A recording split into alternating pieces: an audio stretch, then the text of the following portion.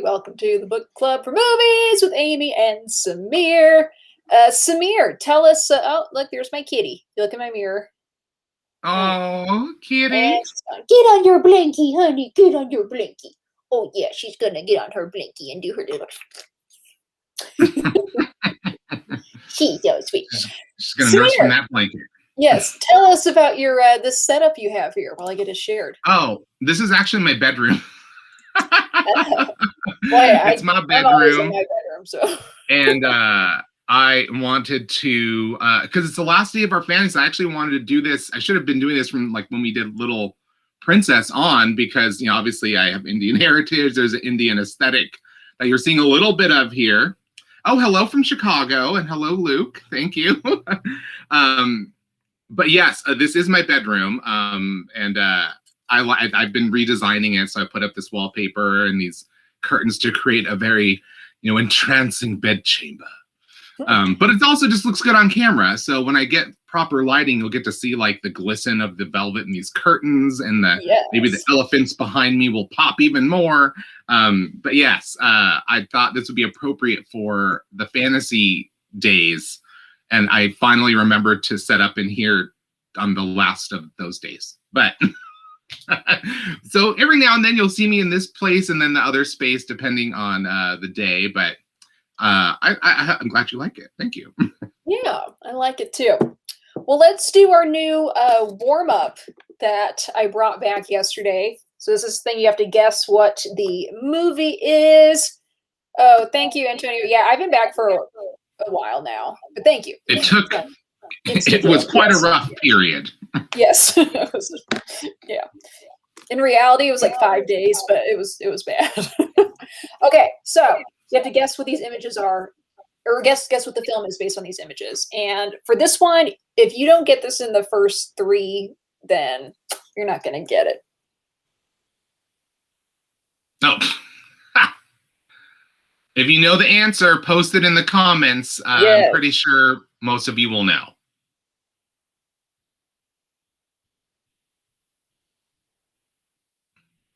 He had this watch up his ass for 2 years.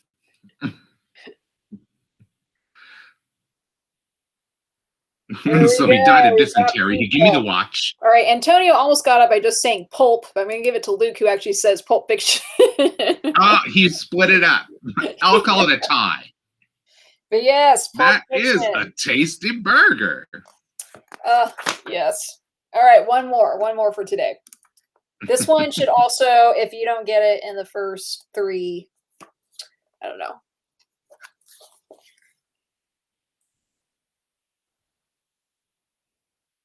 Oh.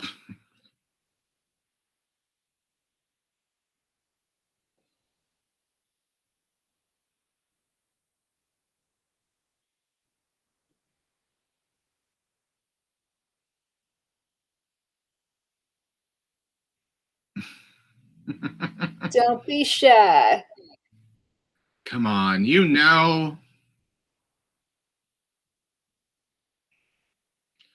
I mean, I know, and I know Amy knows very well. Oh, I know for sure. I can recognize it from any one of these images. Oh, come on. You guys know. Imagine someone making love in the back of a car. It's getting all steamy.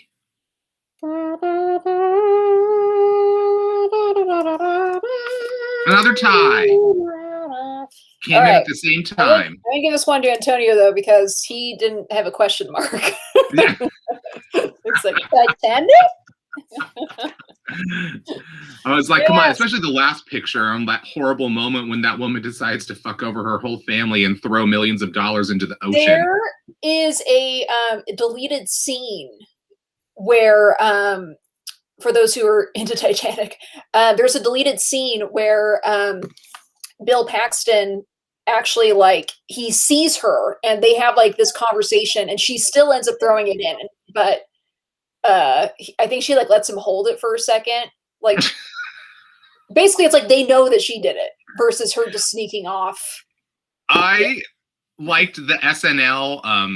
I liked the SNL skit where they were like, "This is the real ending to Titanic," and it's like like she actually admits to that she threw it in the ocean, and like her daughter's like, I've been working double shifts at Pizza Hut and you've had this the whole time. And then like she's like, but a woman's heart is a deep ocean of secrets. And they all start like really getting mad at her. Like everyone hates her instantly. I think it's Sherry O'Terry playing the old woman.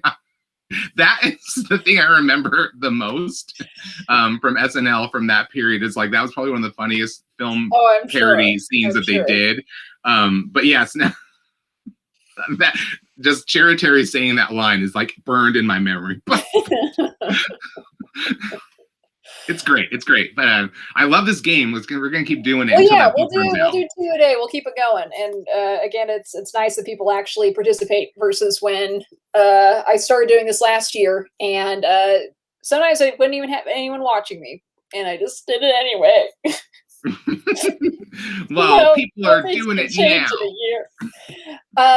Yeah. Okay. So it's Genre Thursday, fantasy, our final fantasy day. But not talking about. Before we get into that, let's talk about yesterday's film. Yesterday we talked about Eva Green, and we chose the film Perfect Sense, which again is only available on Showtime. So here's my complaint about this movie. I told Samir, I said I have one complaint. My complaint is that it's too short. Is that it's too short? I was wondering what your complaint was. I'm like, I know there's like, it has its flaws, like any movie, most movies have. Like, but I wanted more. I felt like it moved too fast. I wanted there to be more development. Like with this couple, I want there to be more development in between the world losing each sense.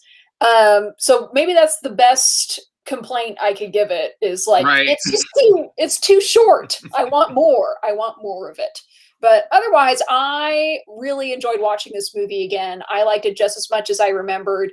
I teared up at the end. It doesn't take, or it does take a lot for me to tear up. But just like at the very end, when it's like they're losing their sight, and it's kind of cheesy, I guess. But then it's like they finally they touch each other, and then it's out, and then just like the voiceover at the end was like, they found each other and now they're probably gonna die. That ending was basically like, it was reminding me of until they actually do find each other in that moment when the car comes back into the frame and you realize it and it stops and you know that she sees him. Yeah. That ending before that moment was totally it was like, this is Dr. Zhivago all over again. This is like him seeing her and like dying, trying to get her attention, and she never even notices that he was there. And it's like, oh my God, are they gonna Dr. Zhivago me with this movie? They better not, damn it. But I love this concept. This concept is such a brilliant idea, and I thought they pulled it off really well. Like they thought about a lot of details, like what do people act like when something like this goes wrong. And what I really appreciated also is that this movie, when it's showing this thing happening, it's happening all over the world. Every time they always show a montage of like several different countries dealing with it and experiencing it. And most of these movies usually get like a few seconds, like in one scene, like, oh look, by the way, the rest of the world's fucked too. Back to the white people. And so this movie, like, really, I was like, oh, we're seeing how it plays out in all these places. And it's not just like one time in the movie. It's like every time something changes, we're like, this is what's going on everywhere. Everyone is experiencing this. It affects everyone. I appreciated that because it's not normal for these kinds of movies. Usually, like I said, you get a montage at one time to show the other parts of the world and then you're done. It's back to what, Jake Gyllenhaal trying to keep the world from freezing or whatever it is, So I really appreciated that, but I just liked that they put all that thought into like what happens before a new symptom develops, and it was kind of triggering also because it's like seeing people like that moment when they kiss with their masks on was like, is this like COVID safety porn? Like what is this where we're going? Like I thought this was such a good movie to watch now. I mean, completely different types of pandemics, epidemics, but just the fact when he starts seeing the scene where like all those cops, like they're wearing masks, like that's like the new normal to us too, where I'm like, yeah, I'm used to seeing people wear masks. This isn't weird to me. It's funny how it became so prescient now. Like who knew when they made that movie that exactly this was going to happen? They had nightmare visions of what could happen. Of course, there's some parts of the movie. Obviously, I'm like, okay, we know that because this is a movie, the last senses that we're going to be dealing with are sight and sound, because there's no way they can make this movie. They're not going to be able to pull off this no dialogue, no sound thing for very long. So you know that like the things that are going to go first are going to be okay. They stick with smell and then taste. First, and I guess touch is the last sense, is the kind of implication that we get, because you get that black frame at the end. It's like, okay, well now she's telling us we're in the dark. That means everyone's gone blind. And I was like, well, you know, it would have been fun to have a sort of wait until dark moment, like the end of that movie where it's a blind character, but then the lights go out, so everyone in the theater is also blind, and it's like a long sequence where you're hearing things only, and you're experiencing this whole scene and all of the tension and suspense through just the sound editing, really. And so I thought they missed an opportunity to do more with that. But I agree also, just it wasn't super long either. Like I felt like the movie really zipped by. I do think they could have afforded a few more minutes here and there to really like add a little bit more to each of the senses as they're lost. But I thought it was fascinating how they're precipitated by like a freak out in this some way. Like when they lose their sense of taste, everyone gets like intense hunger. It's like, this is the last time you're going to eat. But then when they lose their sense of hearing, they go through a freak out where they basically expunge all of their anger, like at what's going on around them. And it's like the last thing that they say to someone, the last thing they hear themselves saying to someone else are these horrible things. And then that's the last sound that you have in your memory. And also the talk about like, you know, how smell is tied to memory. And without the sense of smell, you lose access to all these memories and images in your brain, because there are not smells that constantly, you know, keep that neural pathway alive for you. It's so many interesting details. Like I do think they could have fleshed out more. We could have used more screen time, I agree. But what we have, I think, is still pretty awesome. Yeah, and then like they experience this intense happiness and love, which kind of makes them find the people they want to be with, and then they go blind. So that one I think was kind of convenient of like, okay, now you found each other, hopefully, so you could hang on to each other before you lose your sense of touch. But yeah, I wanted to see everyone trying to learn sign language. I don't know, like really like trying to like adapt to these new things, because otherwise it kind of give you a sense a little bit of like, does this happen like once a week? There's like, or there months, like I don't know. I think again, that was just my complaint. Otherwise, I mean, great acting for both Eva Green and Ewan McGregor. The plot, the concept was amazing. Just we want more. We want more. Just a little bit more. But Eva Green, I always want to say Eva, but Eva Green in this movie is like, she's just always so radiant in a movie. There's, like you said, something about her, no matter what movie she's in, whatever show she's in, I put that on my list to watch. That's like instantly something I have to watch, because I have to see what she's going to do, what role she's going to play. Something about the way she chooses her roles makes you interested in it no matter what it is. And so and obviously I didn't totally buy her as an epidemiologist. I feel like the script didn't really give her a lot in that sense to work with. It was kind of focused more on the love story aspect. The one thing I didn't really think made sense was that she is an epidemiologist who's following all these symptoms. And so she knows that each of these loss of senses is precipitated by weird, out of character behavior where everyone's kind of doing the same thing in their own way. I don't understand why she would have assumed that Ewan McGregor like really, really hates her or whatever. You know, it felt like, you know, okay, don't you understand that this is like the symptom? And maybe the things he was saying were just like too personal to her, where she like had opened up to him and then he threw that back in her face. But yeah, you would think too, though, like after she had gone through the same thing. Yeah. So that I understand that. Antonio, if you want to watch this film, it is on Showtime. It is only on Showtime. There's a 30-day free trial we were trying to get people to do. Yeah, but please check this movie out. It's so good. I want to watch it. I'll probably watch it again while I still have Showtime for the month, because it's just you so just want good. to see them make out again. I wanted more sex.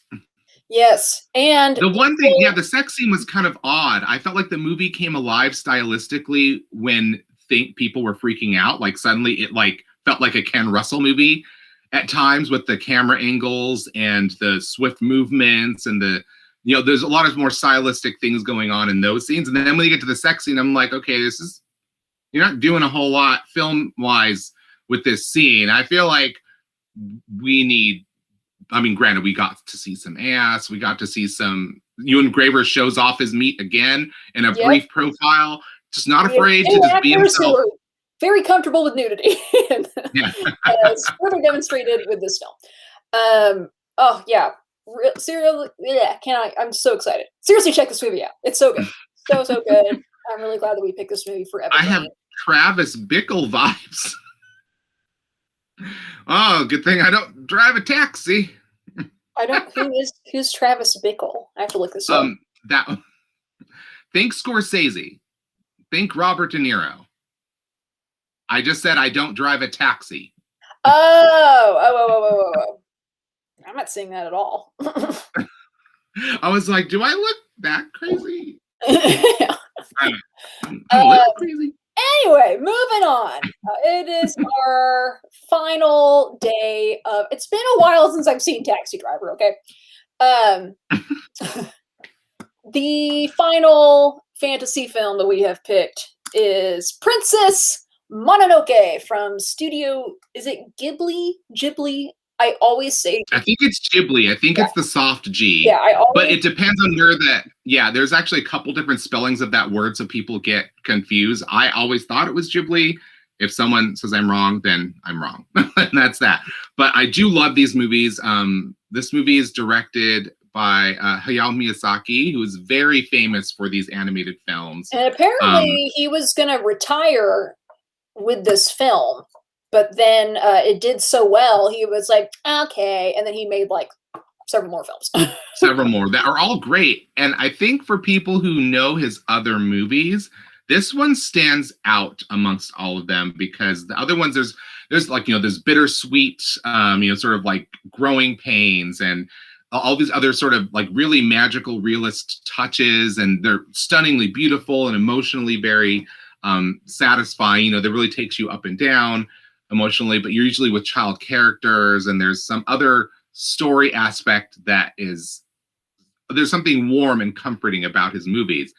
This movie does not aim to be warm and comforting. It's sort of an environmental, like, you know, a passionate scream for environmental responsibility and the consequences of destroying the natural resources we have. And it really treats it in a much more complex way than most films do. It doesn't have clear villains and clear, you know, heroes. Everyone has good and bad in them, and they do good and bad things. But it's really intense. It's violent. It's at times a little gory here and there. You will be surprised if you like loved My Neighbor Totoro or what's the Spirited Away or, you know, Howl's Moving Castle. You know, there's definitely dark elements that come through in a lot of these movies, but this one really ups the ante. And like you said, this was, I think this was like the most popular movie in Japan at the time. I don't know if it eclipsed Titanic in box office in Japan. I remember at the Hillcrest Cinema, you know, that's the art cinema. I keep forgetting the name of the chain because I haven't been to them in so long. The Landmark Theater in Hillcrest, which where in San Diego is like really the only place to go to watch some of these independent films. This movie played there for an entire year, unbroken.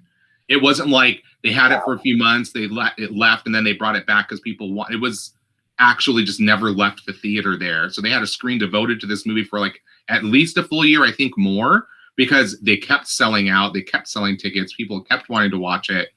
And then the DVD release was majorly delayed. I remember it was released, had a release date, and then at the last minute, like it was pulled back and it wasn't released at all. And so the date kept changing, then there was no information. I had to wait so long to own this movie on DVD. And it's so worth it because it's a really brilliant fantasy movie. Yeah, great images, just a stunning accomplishment. I had read that with in regards to the DVD, there was a big delay because it was announced that they were only going to have the English dubbed version on it, and there was a big fan outrage with that, like, And as Yeah, far as because when you the hear the well, dubbing, you'll understand. yeah, I hope on HBO it has I'm fine with subtitles. Like I would rather hear it how it was meant to be. Um, when this movie came to the US, there was a big story with Harvey Weinstein. He wanted to cut this movie down to like 90 minutes. And I think this is like an over 2 hour movie. And Miyazaki was just like, no, that's not going to happen. And Weinstein, I guess, threw like a fit, like this big tantrum. Yeah. And then supposedly, this was in the IMDb trivia. This is so crazy that, like, I wonder if this is even true. But Miyazaki, he sent Weinstein a samurai sword, and embedded in the sword, it said, no cuts. No. It just makes you love him even more. Yeah, I was like, oh, like that's gotta piss off Weinstein. But Right? this movie has this is rated number 69 of the top rated movies on IMDb. So really, really highly rated out of how many millions of movies are on here. The plot of this is on a journey to find the cure for a Tatarigami's curse. Ashitaka finds herself in the middle of a war between the forest gods and I can't. I'm sorry, guys. Tatara, a mining colony. In this quest, he also meets San, the Mononoke Hime. So basically, what happens is Switch the village that Ashitaka lives in is attacked by a demon, but the demon seems to have been created from a living being. And so he is trying to, and he actually gets touched by this thing and he gets cursed. So he's trying to find the source of this curse so he can lift it from himself. And it takes him on this journey to where this thing they found in the demon may have come from. And he finds this mining village, and it becomes this story of like the person who's running the mining village is, this is like a progressive woman who's trying to do good things for a lot of people, but at the same time, they're destroying the earth to do it. And of course, the representatives of the earth are represented as spirits and animals, as gods, and so they're fighting against the destruction of their habitat, basically, because they also understand how far-reaching the devastation of this like industrial revolution will go in terms of how it affects the planet. And it does have a hopeful moment that always makes me cry when I watch this movie. It really is stunning. Like emotionally, I think it's all there. Even with I know people have problems with the dubbing because there's also like Billy Bob Thornton is one of the voices, and it's like, okay, honestly, Billy Bob Thornton as a Japanese man is a bit of a stretch. That would be the only reason why I would watch the English dubbing, because I love it. Yeah, Minnie Driver is Lady Eboshi. She has a great vocal performance. Gillian Anderson is the voice of one of the gods. Claire Danes sounds a bit like a Valley Girl as Princess Mononoke. But Billy Crudup is Ashitaka. A lot of the dubbing work actually is very good. And that's how I first saw it, was dubbed, and I've seen it with the subtitles too. So it's really just a preference for you guys. The subtitles will, I think, flesh out a couple more details of the story a little more. But I think you're fine watching either one, because really you just want to know when you're watching this movie, the visuals kind of tell you most of it. It is so brilliantly animated. Like, I'm getting goosebumps just thinking about watching this movie again right now. It's truly an epic movie. And it's I can't wait for you to see it. Great. I know I've seen it several times. But what are you checking? Amy. Okay, you can watch either one. Oh, okay. I was seeing. Oh, because I did see you just have to click the option. If you just this is on my phone, but they have both versions, so I will probably still watch it in Japanese. But okay, cool. That's good. HBO has been a little better, although I was really upset when we watched like Water for Chocolate. HBO only had the dubbed a dubbed version of it, which is like, okay, this movie was never released dubbed. It was released in Spanish with subtitles, and you've made it only available with English dubbing that it was terrible. But most of the time, they're very good about trying to make multiple versions of a movie available for people. But won't watch Pom Poko anytime soon. You can if you want to. I haven't watched that one either. But I haven't seen that. I hadn't even heard of Princess Mononoke until Samir brought it up. I've seen some of the other big ones like Spirited Away and Howl's Moving Castle and Kiki's Delivery Service. Yeah. But no, I have not seen this movie, and I am really excited to watch this. Oh, you are in for a treat. You'll be surprised pretty quickly. You're like, oh, Samir wasn't kidding about the violence. You'll see. I don't want to even ruin it, because if you haven't seen it, I want you to just experience it without me telling you any of the amazing things that you're going to see in the film. So I'm trying not to like spoil any of those things, because I remember the first time I watched it, it was a magical, revelatory experience for me. I did not know that animated movies could be like this. I really did not know that it was possible to make a movie like this. I didn't know any filmmaker who worked in animation could tell a story like seriously.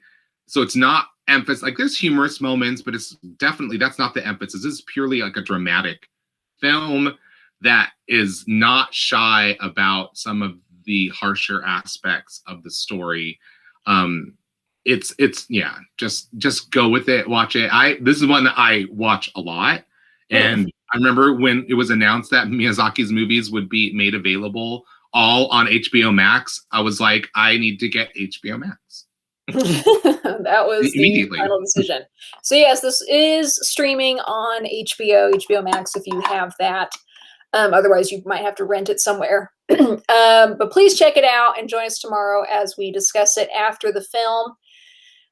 Tomorrow for Cult Classic Friday is our final Friday for March, and we're going out with a real fun one, Grease 2.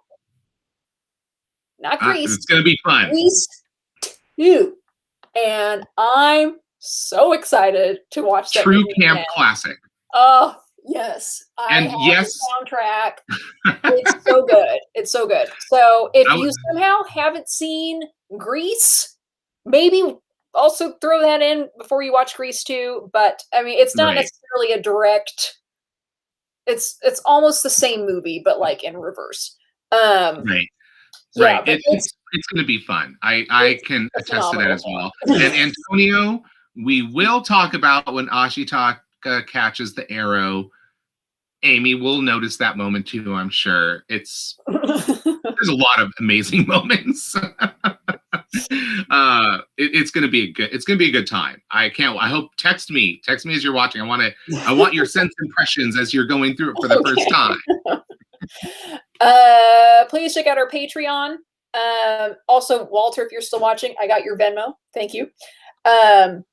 Yeah, check out our Patreon if you would like to contribute financially to us. We really appreciate it. We are still planning on doing this through April and then going into May. We're taking it month by month, but we have decided to go into May. So your continued financial support is much appreciated. Yeah, but Patreon link is in the comments. Check out our merchandise. You can get fun things like a book club for movies coffee mug. I actually ordered a second one. I ordered one in black. Yeah, so we'll see. That one will show up a little bit better on camera, but not, with my computer glow, you could get on this. Yeah, but go to Redbubble, look for my name or the book club for movies, and you will find it. But thank you guys so much for watching today. Hope you enjoy Princess Mononoke. Join us tomorrow as we discuss it. Moving on to Grease 2. We're gonna score tonight. It's gonna be fun. All right, guys. See you tomorrow. Mwah.